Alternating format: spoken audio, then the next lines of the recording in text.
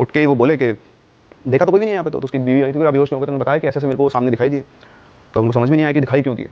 तो फिर वो वापस से अब किससे पूछें, तो उनको तो एक याद नजर आए, वो साधु।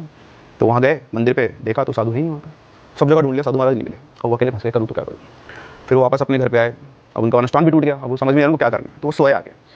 जैसे उनको नींद आई ना, एकदम से उनकी आँख खुली, और आँख खुल के उनको ऐसा लगा कि अपने आप ही वो उस पीपल के पेड़ के वहाँ चले जाए। उनको ऐसा फील हुआ अपने आप से, कोई आप बोले एनलाइटनमेंट हुआ या फिर ऐसा कोई ऑर्डर आया।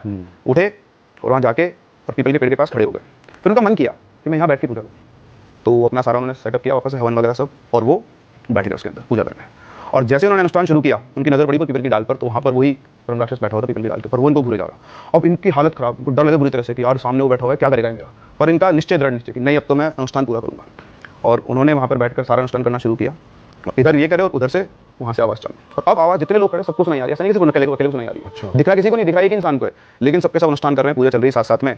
फिर बहुत देर तक वो करते हैं, फिर उनको सामने से कैसे रोशनी चलती दिखाई आई, और एकदम से रोशनी कैसे फैल गई, रमाकांत जी बेहोश। उसके बाद सब कुछ शांत, वो दोबारा उठे, उठ के देखा तो उन्हें वो कहीं दिखाई नहीं दिया।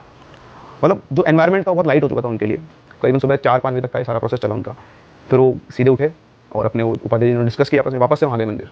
तो मंदिर पे वो साधु बैठे हुए, तो जाकर उनको प्रणाम किया, बोला कि महाराज ऐसा हुआ। तो उन्होंने बोला कि रमाकांत जी, आपके दृढ़ निश्चय से उस ब्रह्मराक्षस को मुक्ति मिल गई है, अब आपको कहीं जाने की जरूरत नहीं है, आप इस घर के अंदर रह सकते हो, अब आपको कोई परेशानी नहीं करेगा। वो जो था वो जा चुका है, और बस आप रहो आराम से। तो उन्होंने कहा कि सब क्या रहूँ, मेरा तो बेटा चला गया। हनुमान जी कहाँ थे जब मेरा बेटे को मार रहा था। तो बोला कि ये सब हमारे बस की बात नहीं, हमारे कुछ इच्छा की बात नहीं, उसने गलती की, उसने सजा दी, आपने उसको मुक्त करा के उसको बाहर हटा दिया है, अब आप आराम से रह सकते हो।